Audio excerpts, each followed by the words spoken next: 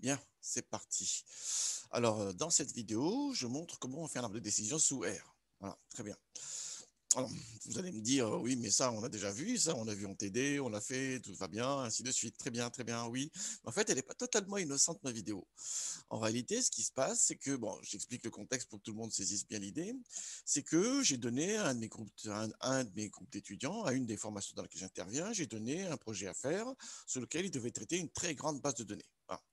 Et j'avais dit au groupe d'étudiants, je lui ai dit, vous prenez les outils que vous voulez, testez ce qui vous paraît le mieux, et voilà, vous utilisez, pourvu que ce soit un logiciel libre. Voilà, ça c'était la contrainte, tout simplement.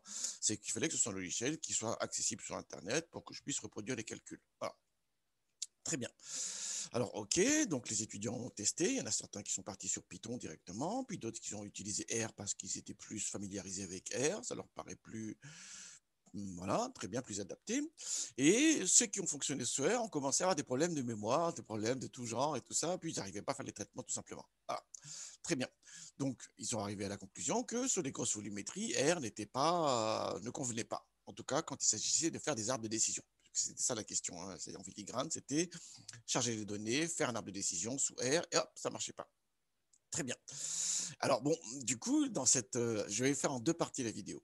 Chez cette première vidéo aussi, je montre les outils, et dans la deuxième vidéo, je vais reproduire le projet, voilà, et je vais le traiter très rapidement, en moins de 5 minutes, en faisant les traitements sous R. En fait, le principal message, c'est quoi? C'est que je sais très bien que ça embête les étudiants quand je dis ça, mais ce n'est jamais la faute du logiciel. C'est à nous de le placer dans les conditions, dans les situations où il se comporte le mieux. C'est ça l'idée. Et s'agissant de R, justement,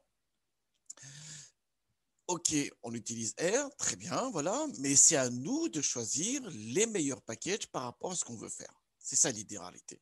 L'exemple très simple que je dis tout le temps, je l'ai dit ça en cours, c'est que vous prenez une Formule 1, c'est très rapide une Formule 1 sur un circuit, ok, mais si vous voulez faire un Paris-Dakar, moi je prends une 2 chevaux, je suis plus rapide que vous avec la Formule 1. Voilà.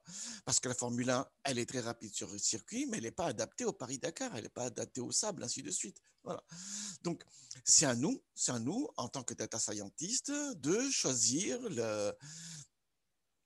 de placer les outils dans les meilleures conditions. Et justement, s'agissant des arbres de décision, il ne fallait pas, sur les bases que je vous ai données là, que je vous ai passées, c'était pas la bonne idée de partir sur AirPart. C'était pas la bonne idée de partir sur AirPart parce qu'elle a des particularités qui fait que sur les caractéristiques de ma base, c'était pas la bonne idée. Du coup, bah, qu'est-ce que vous avez fait? Pour la très grande majorité, vous êtes parti sur Python et scikit-learn. Et ça a marché. Ça a marché pour le coup. Très bien. Alors, du coup, j'imagine que certains d'entre vous ont dû se dire, ça y est, avec une conclusion définitive, donc pour les grandes bases de données, R, c'est pas adapté. Ben non, non, enfin, non, non, non, non. C'est très, très, très bien adapté pour les grandes bases, mais c'est à nous de les placer dans les meilleures conditions. C'est ça l'idée, en fait. Et c'est l'objectif de ces doubles vidéos que je vais faire. Donc, cette première vidéo aussi où je montre les outils et une deuxième vidéo où je vais reproduire le projet. Très bien. Alors, allons-y. Donc, voilà Alors, si on fait des arbres de décision sous R, qu'est-ce qui se passe? Généralement, on passe à RPart parce qu'historiquement, c'est le premier package qui a été mis en avant au début de R pour réaliser les arbres de décision. Il y en avait RPart et une déclinaison où il y avait plus de TT dans les résultats, c'était TRI. Alors, donc, RPart, elle est là. La documentation, elle est en ligne. Elle est accessible en ligne, la documentation. Voilà. Et avec une série de paramètres, j'ai utilisé pour la régression, voilà, et pour le classement. Voilà. Donc nous, en l'occurrence, nous, ce qui nous intéresse, c'est le classement. C'est-à-dire que la variable cible, elle est qualitative. C'est ça l'idée. Voilà. L'autre élément important également, c'est que donc j'avais fait une vidéo là-dessus. J'avais fait un tutoriel là-dessus. J'avais fait un tutoriel là-dessus, mais une vidéo aussi d'ailleurs. Voilà, un tutoriel là-dessus il y a quelques années, 2012, où je montre comment on utilise RPart. C'est à l'époque où je commençais à m'intéresser à R de plus près, vraiment pour certains de mes cours, voilà. Et enfin, si, j'ai commencé à m'intéresser à R depuis longtemps, mais 2012, là, c'était plus pour voir qu'est-ce que je pouvais transférer d'une partie de mes enseignements sous R. Très bien. Alors, hop là, donc dans ce tutoriel-ci, je monte les différents outils à utiliser pour pouvoir utiliser R et ainsi de suite. Voilà, très bien. Donc, il n'y a aucune. Voilà, comment on le paramètre typiquement. C'est page 11, je crois. Comment on paramètre l'algorithme pour l'utiliser, tout ça. Là, c'est page 11. Là, je mets un tout petit peu plus petit. Voilà. Là, typiquement, c'est quand on paramètre les arbres de décision. Donc ça, j'en ai parlé en cours. Il y a tous les algorithmes de machine learning sont paramétrés.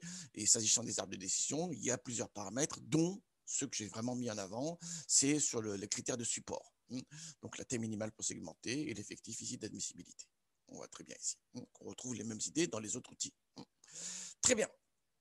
OK, mais ce qu'on ne met jamais en avant, justement, la plupart du temps, on passe à côté, mais en fait, c'est très intéressant de le savoir quand même, c'est qu'il y a d'autres outils, il y a d'autres packages pour créer des arbres de décision.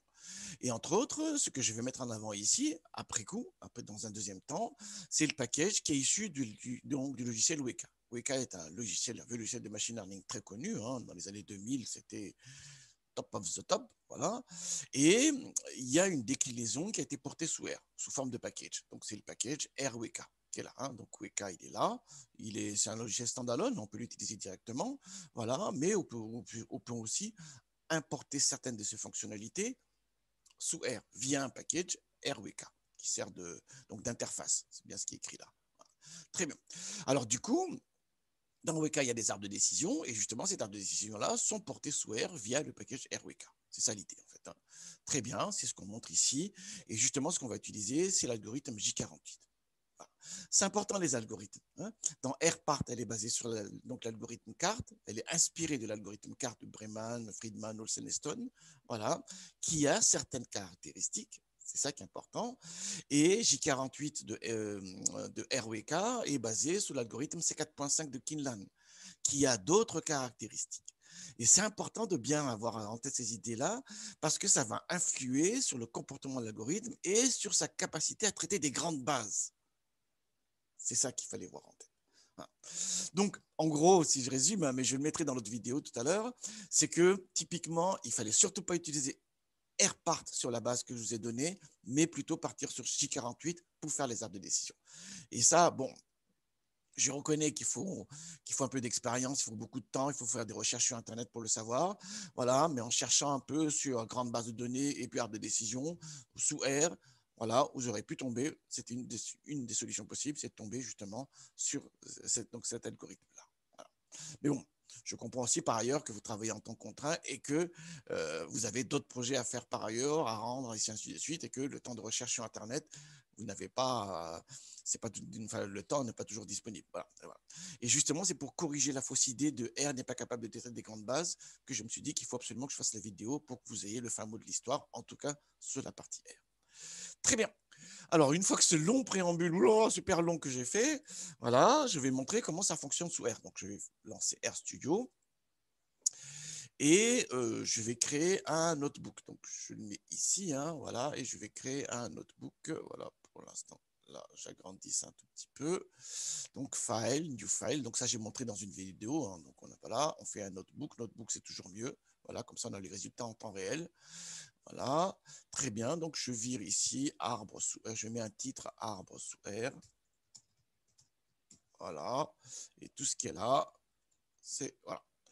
Alors, je mets un petit titre, les données.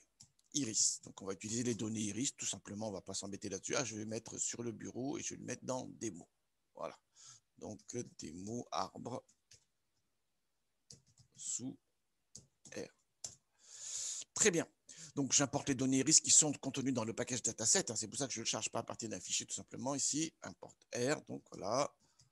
Données Iris. Voilà. En fait, j'avais préparé l'affaire, donc ça ne sert à rien que je m'énerve là-dessus. Voilà, tac. Voilà, et j'affiche les caractéristiques. Donc la base Iris, maintenant, tout le monde connaît, hein, je ne vais pas m'attarder trop là-dessus. Dans la base Iris, il y a 5 variables.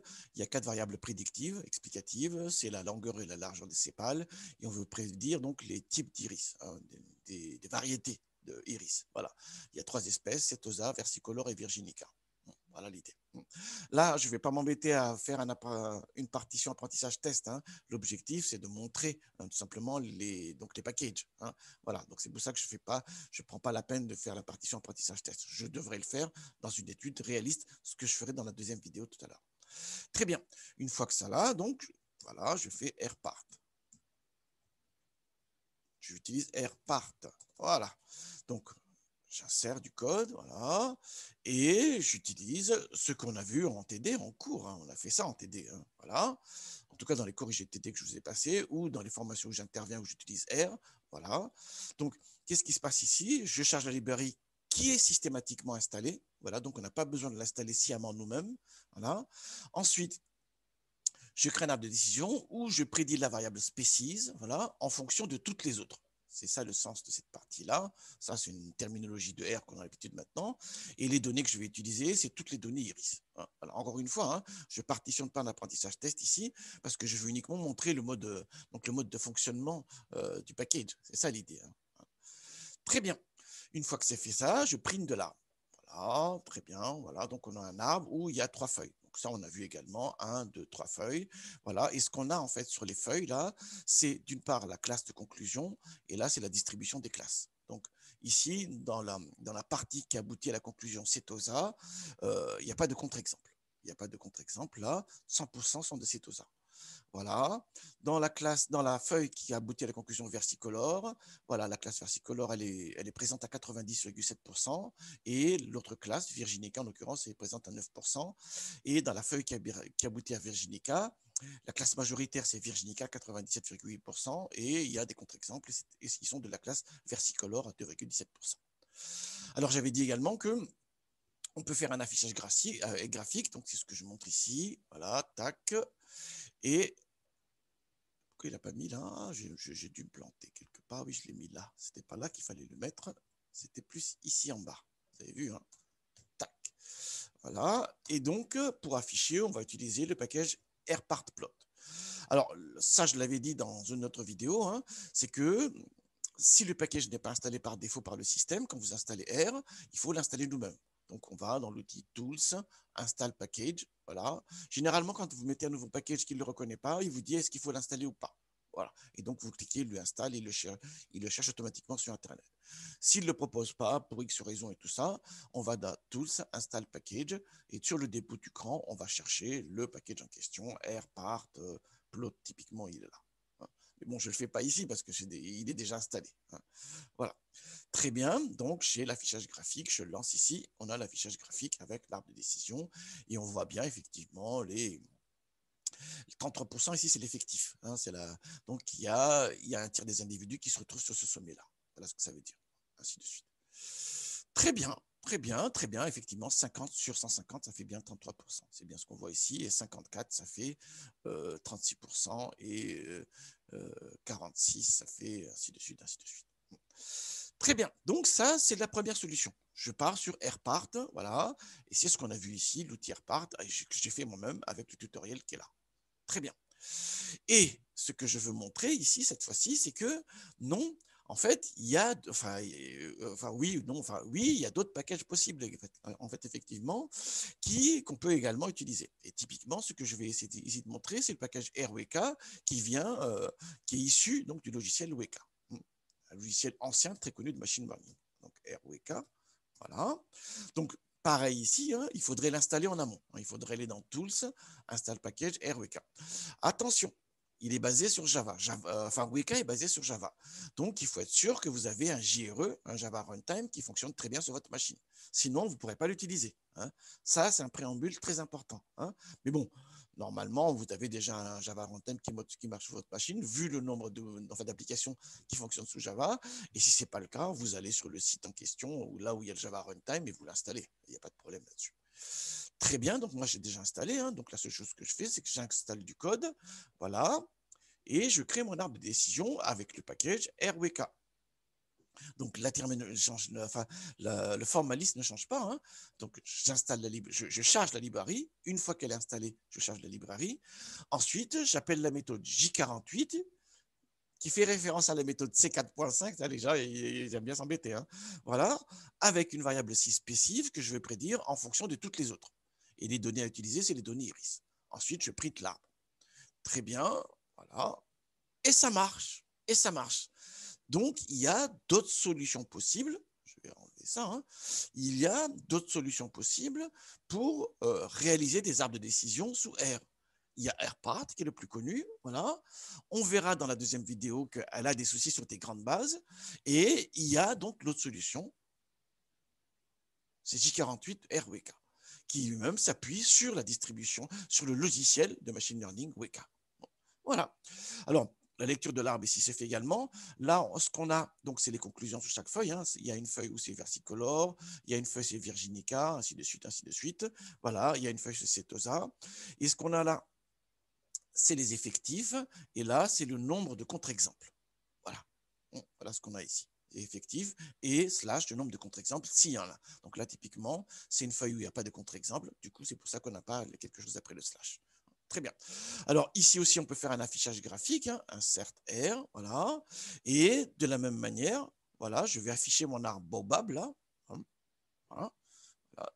Et il faut que j'utilise donc PartyKit. Donc de nouveau, si PartyKit n'est pas présent sur votre machine, vous l'installez et une fois qu'il est installé, vous le chargez et vous faites le plot. Et vous avez un affichage de l'arbre, voilà, qui est comme ceci. Il est comme il est, mais bon, on voit bien ici, hein, il y a 5 feuilles sur mon arbre, ici, voilà, j'ai fait les paramètres par défaut, hein, donc je ne sais pas ce qu'il a mis en réalité, hein, voilà. Donc il a fait 5 feuilles, il y a 5 règles, là il n'y a pas de contre-exemple, là il y a 48 individus en tout, avec un contre-exemple, c'est ce que je vois là, 48 individus avec contre-exemple, et la classe majoritaire c'est versicolore, et ainsi de suite, ainsi de suite. Alors, comme toutes les méthodes de machine learning, il est paramétré. Donc, dans mon tuto qui est là, je montre comment on paramètre, comment on met les paramètres, page 11 ici. Vous avez vu, hein? Voilà, je mets ici, voilà. Est-ce qu'on a l'équivalent des paramètres? Oui, certainement. Il y a des paramètres approchants, je pense, dans RWK, hein, avec J48. Voilà. Bah, je montre ici, typiquement, donc je reviens dans R, voilà, et j'insère. Et je veux créer un arbre où il y a au moins 5 individus sur chacune des feuilles. Voilà, donc ça se passe comme ça. Donc l'arbre, je vais l'appeler Ravnal cette fois-ci. Voilà. Donc, arbre, c'était donc le premier arbre que j'ai créé avec AirPart. Hein. C'est le nom de la variable, tout simplement. Hein, voilà, hein. Là, j'ai mis Baobab, voilà, parce que ça me parle, Baobab. Voilà. Et là, je l'appelle Ravnal. Parce que pareil aussi, Ravnal, ça me part. Et surtout, donc, je fais la même instruction qui est là, hein, ça ne change pas l'instruction qui est là. Et je dis, il faut contrôler avec le WK control et M égale à 5. M, en fait, ça veut dire le nombre minimal d'individus que je dois avoir sur les feuilles. Hein, donc, c'est l'effectif d'admissibilité en l'occurrence ici. Voilà. Donc, je fais print de mon arbre. Du coup, j'ai un arbre à 4 feuilles cette fois-ci. Hein. C'est ce qu'il dit là. Hein. Il y a 4 feuilles. Tout à l'heure, il y en avait plus que ça. Il y en avait 5 tout à l'heure, je crois. Il y en avait 5. Là, il y en a 4 feuilles. Et si je veux avoir un affichage graphique, là, insert R, voilà, affichage graphique. Voilà, effectivement, on a 4 feuilles cette fois-ci. Et on voit bien ici, il n'y a pas de feuilles avec moins de 5 individus. Parce que oui, c'est normal, quand on a appelé la méthode ici, on voulait qu'il y ait 5 individus au minimum sur chacun des sommets. Et c'est bien ce qu'on voit ici. Voilà. Très bien. Donc le principal message, c'est quoi? C'est que quand on fait un arbre de décision sous R, naturellement, on va directement vers RPart, ou parfois Tree pour ceux qui connaissent. Mais bon, ce n'est pas beaucoup de gens qui connaissent. Hein. Voilà, qui vont naturellement vers Tree. La plupart du temps, on va sur RPart. C'est très bien. RPart est un excellent algorithme.